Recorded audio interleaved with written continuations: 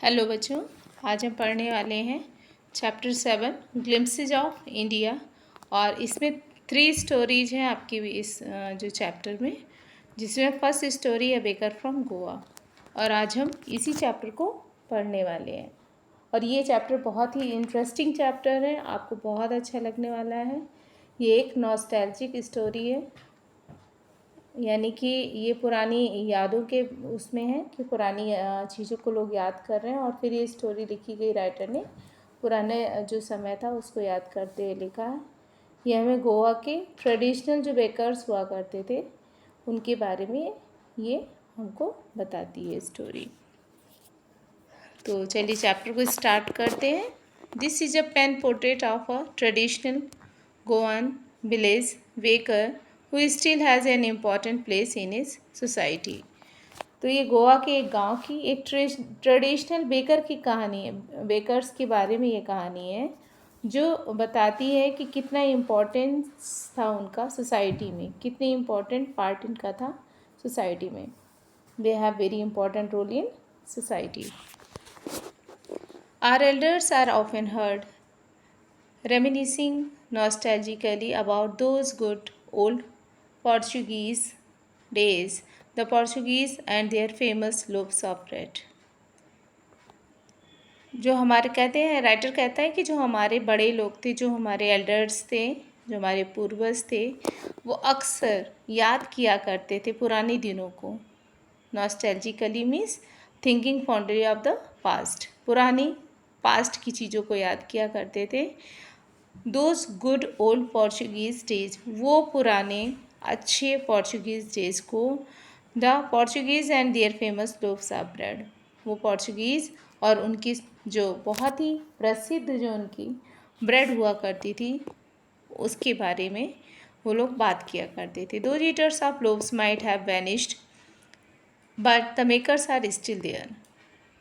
Writer कहते हैं कि वो जो बनाने वाले थे, जो ईटर्स थे, बनाने वाले नहीं, जो ईटर्स थे, जो खाने वाले, उन ब्रेड को खाने वाले लोग थे, जो ये बेकरी आइटम्स को खाने वाले लोग थे, वो भले आज नहीं हैं, वैनिश हो चुके हैं, ख़त्म हो चुके हैं।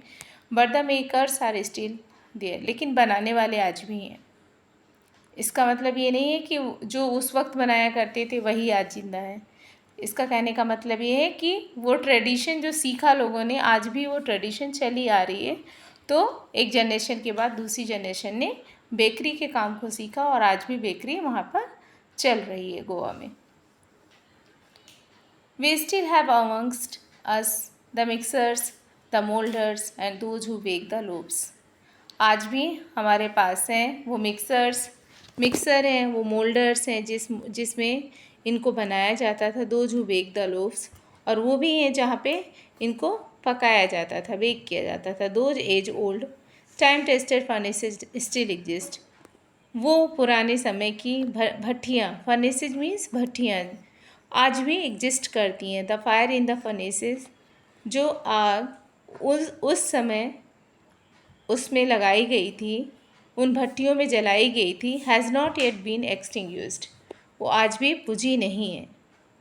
द थर्ड and jingle of the traditional bakers bamboo heralding his arrival in the morning. और ये याद करते हुए बताती हैं कि किस तरह से उस ज़माने में जो बेकर्स आया करते थे, ट्रेडिशनल जो बेकर्स हुआ करते थे, वो मॉर्निंग में उनके हाथ में एक बैम्बू हुआ करता था, बैम्बू जो होता था, और एक बास्केट होती थी जो उसको सर पे रखते थे, बैम्बू हाथ में लेकर के चलते थे, और मॉर्निंग में ला करके वो थर्ड की साउंड आती थी, एक झनझनाट की आवाज़ आती थी जब वो आते थे, तो एक झनकार सी आती थी। इसी से पता चल जाता था कि बेकर आ चुके हैं। तो जैसे चना जोर गरम वालों को आपने देखा होगा कि वो एक स्टैंड रखते हैं, हाथ में पकड़े रहते हैं, और जब कहीं बेचना रहता है तो उसको नीचे रख देते हैं, और वो भी बैम्बू का ही बना हुआ होता। कुछ उसी तरह का इनके साथ भी होता था।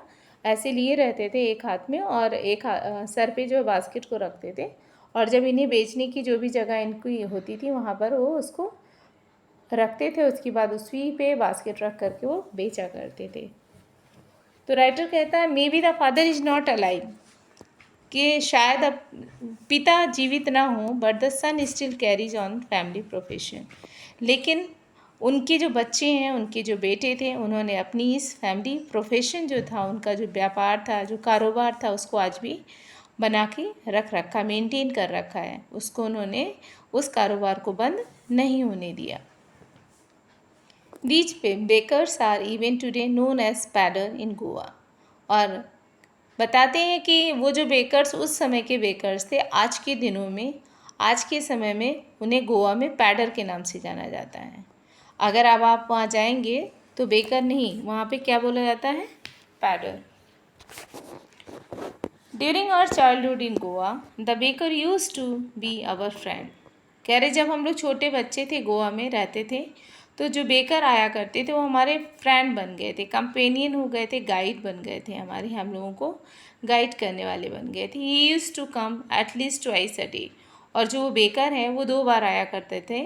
Once when he set out in the morning on his selling round. और जब वो मॉर्निंग में तब आते थे जब वो बेचने के लिए निकलते थे, तो मॉर्निंग में वो ले करके आते थे। एंड देन अगेन, और दोबारा कब आते थे? When he return after emptying his huge basket. वो जो बड़ी सी बास्केट होती थी, जो भरी हुई होती थी मॉर्निंग में जाते समय केक्स से और बेकरी आइटम से, वो वापस में फिर आते थे, तब तक वो बड़ी सी बास्केट खाली हो चुकी होती थी। The jingling third of his bamboo woke us up from sleep। कहते हैं कि वो जो थर्ड की साउंड थी, जो बैम्बू को रखने की, जब रखते थे ना, ठक से एक आवाज़ आती थी। वो जो झंझनाहट थी, वो हम लोग सो रहे होते थे, जब बच्चे थे तो हमारी आँख खुल जाती थी उस आवाज़ से। And we ran to meet and greet him. और हम दौड़ पड़ते थे अपने घरों से, बिस्तर को छोड़ करके भागते थे और उसको स्वागत करते थे, उसका इंतज़ार करते थे हम लोग। Why was it so? ऐसा क्यों था? Was it for the love of the loaf? क्या ये उस ब्रेड के लिए लव था? Not at all. कहते बिल्कुल नहीं। The loaves were bought by some पास्काइन एंड वेस्टाइन। कह रहे कि लोव्स कौन खरीदता था? वो पास्काइन और वेस्टाइन खरीदते थे, जो सर्वेंट्स हुआ करते थे वो खरीदा करते थे।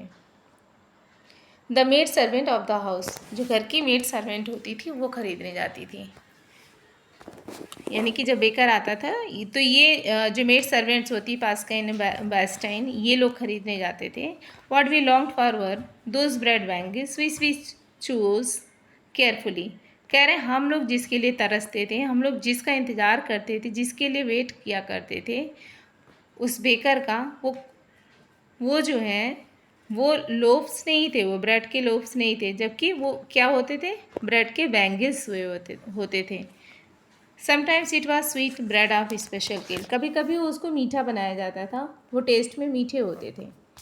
The baker made his musical entry on the scene with the झंग झंग sound of his specially made bamboo staff. और कह रहे हैं कि जो बेकर है, जब वो आते थे तो ऐसे लगता था म्यूजिकल एंट्री हो रही है, कोई म्यूजिक बज रहा है और उसके बाद फिर किसकी एंट्री हो रही है? बेकर की। क्यों? क्योंकि उसी के आने के साथ ही ये एंट्री होती थी। One hand supported the basket on his head. एक हाथ से सपोर्ट करते हुए बास्केट पकड़े रहता था सर पे। And the other banged the bamboo on the ground. और दूसरा हाथ जो बैम्बू का वो स्टैंड पकड़े रहता था, उसको ज़मीन पर रख देता था। He would greet the lady of the house with good morning. किसी भी घर की महिला जब बाहर निकलती थी तो उसको बहुत अच्छे से वो ग्रीट करता था, उन्हें गुड मॉर्निंग विश करता था। And then place his basket on the vertical bamboo. और उसके बाद जो बास्केट उसकी जो रहती थी, बेचने के लिए जो सामान निकली है, उस बास्केट को उस पर रख देती थी। Wickets would be pushed aside with a mild rebuke.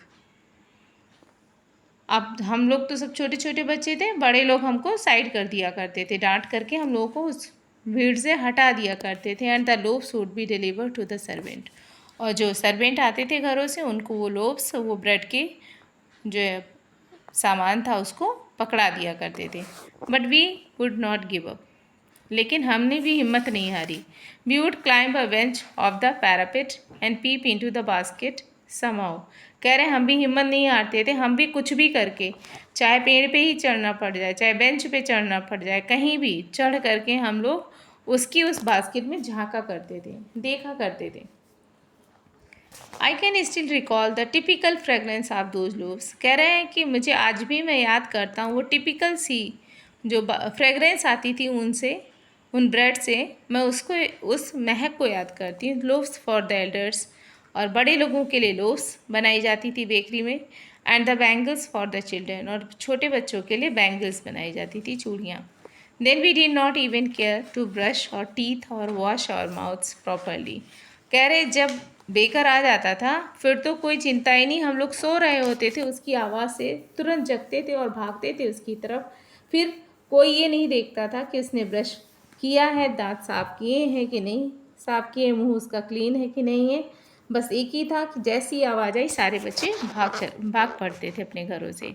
Why should be, ऐसा क्यों हम करते थे। Who would take the trouble of plucking the mango leaf for the toothbrush. कहता है कि कौन ऐसा है जो ये कष्ट करेगा कि जा कर के मैंगो की लीफ को तोड़े और फिर उसका ब्रश बनाए। And why is it necessary at all, और बिल्कुल इसकी ज़रूरत क्या है, क्यों है इसकी ज़रूरत। The tiger neighbour brushed his teeth, कहता है कि टाइगर भी तो ब्रश नहीं करता है। Hot he could wash and clean up everything so nicely, और अगर हम गर्म चाय पीते हैं तो क्या होता है, वो कहीं ना कहीं गर्म चाय मुंह में जाती है और हमारे जो मुंह है उसको क्लीन करती है। इस तरह से ये जस्टिफाई करता है कि बिना ब्रश के ये लोग ब्रेड खा लिया करते थे, बैंगल्स को। Marriage gifts are meaningless without the sweet bread known as the bol, just as a party or a feast loses its charm without bread. और कहता है कि मीनिंगलेस था, ये जो शादी के गिफ्ट होते हैं ये निरर्थक हो जाते हैं विदाउट द स्वीट ब्रेड, कि अगर बोल नाम का ये स्वीट ब्रेड अगर शादियों में ना हो तो ये शादी में अधूरा माना जाता है। ये जो पूरा आकर्षण का केंद्र होता है वो ये बोल ही होती है। Not enough can be said to show how important a baker can be for a village. कह रहे हैं कि कोई भी नहीं बता सकता है कि कितना इम्पोर्टेंस है इन बेकर्स का गोवा के गाँव में। The lady of the house must prepare sandwiches on the occasion of her daughter's engagement. कह रहे हैं कैसे जगह जगह पे इसका अलग अलग यूज़ होता है, किस तरह से औरतें सैंडविच बनाने के लिए इन्हीं ब्रेड्स का यूज़ करती हैं जब उनकी बेटी की एंगेजमेंट होती है। Cakes and bolinas are a must for Christmas as well as other festivals। कहते हैं कि केक और जो बोलिनस है ये बहुत ज़रूरी होता है क्रिसमस पर as well as other festivals, या किसी और भी तरह का कोई भी त्यौहार हो तो ये बहुत ज़रूरी होते हैं ये दोनों। Thus the presence of the baker's furnace in the village is absolutely essential। तो इसी बात से ये पता चलता है कि जब हर फेस्टिवल में कोई भी शुभ मौका है अगर इन केक्स का बोलिनस का यूज़ होता है, वो ज़रूरी होता है इनका होना, तो कितनी ज़रूरी है, कितना इम्पोर्टेंस है उनका गांव में, गोवा के गांव में। इसी से पता चलता है कि कितनी इम्पोर्टेंट है ये वहाँ की सोसाइटी के लिए। द बेकर और bread seller of those days, उन दिनों का वो बेकर जो ब्रेड सेल करता था, and had a peculiar dress known as kabai, और एक बहुत ख़ास तरह की वो ड्रेस पहनते थे ब्रेड के जो सेलर्स थे, कबाई कहलाती थी वो ड्रेस। ये बहुत ही इम्पॉर्टेंट है, जहाँ जहाँ ये आपके जो है डिफरेंट नेम्स है, कबाई है, बोलिनहास है, और भी अलग आएंगे, ये सब बहुत इंपॉर्टेंट वर्ड्स हैं। तो आगे पढ़ते हैं। It was a single piece long frock reaching down to the knees. कहते हैं राइटर की ये लंबी सी ड्रेस होती है फ्रॉक की तरह और घुटनों तक होती है। In our childhood we saw, कह रहे मैंने अपने बचपन में देखा था बेकर्स को wearing a shirt and trouser which were short than full length ones and longer than half pants. कह रहे तब मैंने देखा था कि वो किस तरह से शर्ट पहनते हैं, ट्राउज़र पहनते हैं, और उसके अलावा पैंट्स पहनते हैं, हाफ पैंट्स रहती हैं, फुल लेंथ की होती हैं। Even today anyone who wears half pant, कहता है राइटर कि इवन आज भी अगर कोई हाफ पैंट में चला जाए बाहर, which reaches just below the knees invited the comment that he is dressed like a padre. तो कोई ना कोई ज़रूर उसको मजाक बनाने वाला मिल जाएगा कि आप तो एकदम वैसे ही पहने कपड़े जैसे पैडर पहना करता था। The baker usually collected his bills at the end of the month. Bakers जो होते थे मोस्टली वो क्या करते थे, जितने बिल उनके बनते थे पूरे महीने के, वो एकदम मंथ के लास्ट में उन सब का पेमेंट कर दिया करते थे और कलेक्ट करते थे उन बिलों को। वो जो बिल पे होते थे उनको वो इकट्ठा किया करता था। Monthly accounts used to be recorded on some wall in pencil. और जो मंथली महीने के जो खर्चे थे उनको रिकॉर्ड के रूप में पेंसिल से दीवारों पर लिख दिया जाता था, यानी कि पेंसिल से सब मेंटेन कर देते थे कि किस दिन कौन कौन सा सामान आया और कितने का आया। Baking was indeed a profitable profession in the old age. कहते हैं राइटर कि बेकिंग जो वास्तव में एक बहुत ही प्रॉफिट देने वाला प्रोफेशन है, उन दिनों में ये माना जाता था। The baker and his family never starved. और बताते हैं राइटर कि अगर कोई बेकर है तो उसकी फैमिली तो कभी भी भूखी रह ही नहीं सकती है। He, his family and his servants always looked happy and prosperous. वो है, राइटर कहता वह है, उसका परिवार और उसके जितने नौकर चाकर हैं, ऑलवेज लुक्ड हैप्पी, हमेशा खुश दिखाई देते हैं, एंड प्रॉस्परस, बहुत ही संपन्न दिखाई देते हैं। Their plump physique was an open testimony to this. उनका निकला हुआ जो पेट है और जो फिजिक है उनकी इस तरह से, वो कहीं ना कहीं उस टेस्टिमनी को ओपन करती है। Even today in a person with a jackfruit like physical appearance is easily compare to a baker. कहते हैं इवन आज भी एक आदमी जो जैक फ्रूट जैसी, यानी कि कटहल के जैसी शेप में अगर है, तो भी वो कहते हैं appearance easily compare to a baker, तो भी उसकी कंपैरिजन किससे होगा, जो है बेकर से।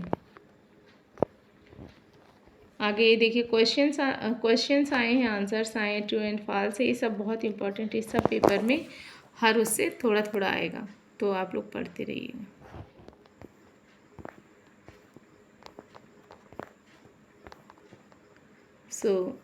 ये पूरी एक्सरसाइजेज हैं एंड आई थिंक आप सभी को ये चैप्टर अच्छे से समझ में आया होगा। And thank you for watching this video. और आप इसको, अगर आपको अच्छे लग रहे हैं वीडियोस, तो कमेंट कीजिएगा कि आगे आप कौन सा वीडियो पढ़ना चाहते हैं, किस चैप्टर को पढ़ना चाहते हैं। और थैंक यू वेरी मच।